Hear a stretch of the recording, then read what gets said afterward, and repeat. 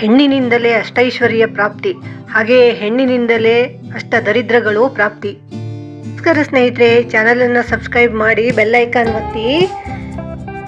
ಮನೆಗೆ ಹೆಣ್ಣೆ ಮಹಾಲಕ್ಷ್ಮಿ, ಹೆಣ್ಣಿನಿಂದಲೇ ಅಷ್ಟೈಶ್ವರ್ಯ ಪ್ರಾಪ್ತಿ. ಮನೆಯಲ್ಲಿರುವ ಹೆಣ್ಣು ಮಕ್ಕಳು 5 ತಪ್ಪುಗಳನ್ನು ಮಾಡಿದರೆ ಅಷ್ಟ ದರಿದ್ರಗಳು ಪ್ರಾಪ್ತಿಯಾಗ್ತವೆ. ಯಾವಾಗಲೂ ಮನೆಯಲ್ಲಿ ದಾರಿದ್ರ್ಯ ತಪ್ಪುವುದಿಲ್ಲ, ಹಣಕಾಸಿನ ತೊಂದರೆ ಇರ್ತವೆ, ಬಡತನ ಕಾಡುತ್ತೆ. ಹಾಗಾದ್ರೆ ಏನ್ ಮಾಡಬೇಕು ಅನ್ನೋದನ್ನ ನೋಡೋಣ, ಯಾವುದನ್ನ ಮಾಡಬಾರ್ದು ಅನ್ನೋದನ್ನ ನೋಡೋಣ. ಹೆಣ್ಮಕ್ಳು ಯಾವಾಗಲೂ ಈ ಮೊದಲನೇ ತಪ್ಪನ್ನ ಮಾಡಬಾರ್ದು. ಏನಪ್ಪಾ ಅಂದ್ರೆ, ಹೆಣ್ಮಕ್ಳು ಯಾವಾಗಲೂ ತೊಟ್ಕೊಂಡಿರೋ ಬಟ್ಟೆ ಸ್ವಲ್ಪ ಸಹ ಹರಿದಿರಬಾರ್ದು. ಹಳೇದಾದ್ರೂ ಪರವಾಗಿಲ್ಲ, ಅದನ್ನ ಶುಭ್ರವಾಗಿ ಒಗೆದು ಉಪಯೋಗಿಸ್ಬೇಕು ಹೊರತು ಹರಿದು ಹೋದಂತ ಅತಿಯಾಗಿ ಜೀರ್ಣವಾಗಿರೋ ಬಟ್ಟೆಗಳನ್ನು ಯಾವ ಕಾರಣಕ್ಕೂ ತೊಟ್ಕೊಳ್ಬಾರ್ದು. ಹರಿದ ಬಟ್ಟೆಯಲ್ಲಿ ಅಡುಗೆ ಮಾಡೋದು, ಪೂಜೆ ಪುನಸ್ಕಾರಗಳನ್ನು ಮಾಡೋದು, ಅತಿಥಿ ಸತ್ಕಾರ ಮಾಡುವುದು ಅಷ್ಟು ಒಳ್ಳೆಯದಲ್ಲ. ಹೀಗೆ ಮಾಡಿದರೆ ಮನೆಗೆ ಯಾವಾಗಲೂ ದಾರಿದ್ರ್ಯ ತಪ್ಪೋದೇ ಇಲ್ಲ, ಹಣಕಾಸಿನ ಮುಗ್ಗಟ್ಟು ಸಹ ಹಾಗೇ ಇರುತ್ತೆ. ಎರಡನೇ ತಪ್ಪು ಅಂತ ಹೇಳಿದ್ರೆ, ಹೆಣ್ಮಕ್ಳು ಸಂಜೆ ಹೊತ್ತಲ್ಲಿ ಗೋಧೂಳಿ ಲಗ್ನದ ಹೊತ್ತು ಅಂತ ಹೇಳ್ತಾರೆ, ಗೋಗಳೆಲ್ಲ ಮನೆಗೆ ಬರುವ ಹೊತ್ತಿನಲ್ಲಿ ಮನೆ ಮುಂಭಾಗ್ಲಲ್ಲಿ ಬಂದ್ಕೊಂಡು ತಲೆ ಕೂದಲನ್ನು ಬಿಡಿಸ್ಕೊಂಡು ತಲೆ ಬಾಚೋದು, ಕೂದಲನ್ನ ಅಲ್ಲಲ್ಲೇ ಉದುರಿಸೋದು, ಅದನ್ನೆಲ್ಲ ಮಾಡಲೇಬಾರ್ದು. ಇದರಿಂದ ಮಹಾಲಕ್ಷ್ಮಿಗೆ ಅವಮಾನಿತಳಾಗಿ ಮನೆಯನ್ನೇ ತೊರಿತಾಳೆ ಅಂತ ಹೇಳ್ತಾರೆ ಹಿರಿಯರು.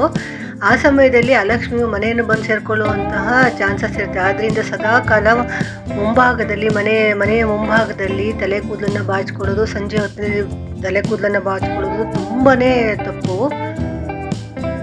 ಹೆಣ್ಮಕ್ಳು ಮಾಡಲೇಬಾರ್ದಂತಹ 3ನೇ ತಪ್ಪನ್ನು ನಾವು ನೋಡೋದಾದ್ರೆ, ಹೆಣ್ಮಕ್ಳು ತಾವು ತೊಟ್ಕೊಂಡಿರುವ ಬಟ್ಟೆಗಳನ್ನು ಎಲ್ಲೆಂದರಲ್ಲಿ ಎಸೆಯೋದು, ಅಂದರೆ ಒಗೆಯೋ ಬಟ್ಟೆಗಳನ್ನು ಕಾಲಿಗೆ ತೊಡರೋ ಹಂಗೆ ಹಾಕ್ಕೊಳ್ಳೋದು, ಕೊಳೆ ಬಟ್ಟೆಗಳನ್ನೇ ಯಾವಾಗಲೂ ಹಾಕ್ಕೊಂಡಿರೋದು ಮಾಡಬಾರ್ದು. ಸದಾ ಕಾಲ ಒಗೆದು ಇಟ್ಕೊಂಡಿರೋ ಬಟ್ಟೆನ ಶಿಸ್ತಾಗಿ ಜೋಡಿಸ್ಕೊಂಡಿರಬೇಕು. ಹಾಗೂ ಕೊಳೆಯಾದ ಬಟ್ಟೆಗಳನ್ನು ಕಣ್ಣಿಗೆ ಕಾಣುವ ಹಾಗೆ ಯಾವಾಗಲೂ ಮುಂದುಗಡೆ ಇಟ್ಟಿರಬಾರ್ದು. ಕೂಡಲೇ ಒಗೆದವನ್ನು ಮಡಚಿಟ್ಕೊಳ್ಬೇಕು. ಹಾಗೂ ಯಾರಿಗೂ ಕಾಣದ ಹಾಗೆ ಕೊಳೆ ಬಟ್ಟೆಗಳನ್ನು ಎತ್ತಿಟ್ಕೊಂಡು ತಕ್ಷಣ ಒಕ್ಕೋಬೇಕು. ಮಾಡಲೇಬಾರ್ದಂತಹ 4ನೇ ತಪ್ಪನ್ನು ನಾವು ನೋಡ್ಕೊಳ್ಳೋದಾದ್ರೆ, ಸದಾ ಕಾಲ ಮನೆಯಲ್ಲಿ ಹೆಣ್ಮಕ್ಳು ಗಂಡನೊಂದಿಗೆ ಜಗಳ ಆಡೋದು ಅಥವಾ ಗಂಡನು ಹೆಂಡತಿಯೊಂದಿಗೆ ಜಗಳ ಆಡೋದು.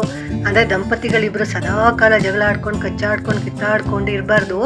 ಈ ರೀತಿಲಿದ್ರೆ ಸದಾ ಕಾಲ ಮನೆಯಲ್ಲಿ ಶ್ರೇಯಸ್ ಇರೋದೇ ಇಲ್ಲ, ಅಶಾಂತಿ ಇರುತ್ತೆ. ಅಲಕ್ಷ್ಮಿ ಅಂತ ಹೇಳ್ಬಿಟ್ಟು ಹೇಳ್ತಲ್ಲ, ಅಲಕ್ಷ್ಮಿ ಇಂಥ ಮನೆಯಲ್ಲಿ ಯಾವಾಗಲೂ ತಾಂಡವವಾಡ್ತಾಳೆ.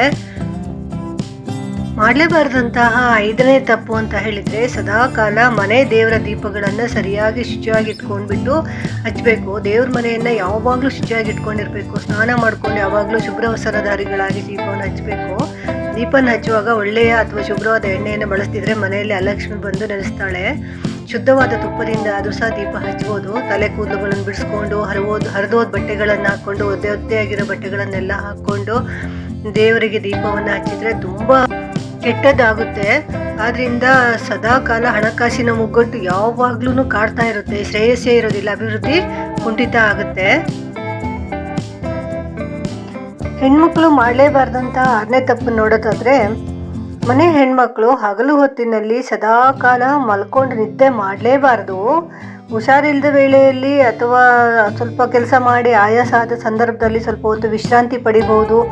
ಅಷ್ಟು ಬಿಟ್ಟರೆ ಯಾವಾಗ ಸಮಯ ಸಿಗುತ್ತೋ ಆವಾಗ ಮಲ್ಕೊಂಡು ನಿದ್ದೆ ಮಾಡಿದ್ರಿಂದ ದಟ್ಟ ದರಿದ್ರ ಕಾಡುತ್ತೆ ಅಂತ ಹಿರಿಯರು ಹೇಳ್ತಾರೆ. ಆದರೆ ಇದು ನಿಜವೂ ಕೂಡ. ಏನೋ ಒಂಥರ ಜಡತ್ವ ಮೈಯಲ್ಲಿ ತುಂಬಿಕೊಂಡಿದ್ರೆ ಅಲ್ಲಿ ಲವಲವಿಕೆನೇ ಇರೋಲ್ಲ, ಸಂತೋಷನೇ ಇರೋದಿಲ್ಲ. ಆದ್ದರಿಂದ ಹಗಲು ಹೊತ್ತಿನಲ್ಲಿ ನಿದ್ದೆ ಮಾಡೋದು ವೈಜ್ಞಾನಿಕವಾಗಿ ಆರೋಗ್ಯಕ್ಕೂ ಒಳ್ಳೆಯದಲ್ಲ ಅನ್ನೋದು ಎಲ್ರಿಗೂ ಗೊತ್ತಿರೋ ವಿಚಾರ. ಪ್ಲೀಸ್ ಚಾನಲನ್ನು ಸಬ್ಸ್ಕ್ರೈಬ್ ಮಾಡ್ಕೊಳ್ಳಿ, ಬೆಲ್ ಐಕಾನ್ ಒತ್ತಿ, ಲೈಕ್ ಮಾಡಿ, ಶೇರ್ ಮಾಡಿ. ನಮಸ್ಕಾರ.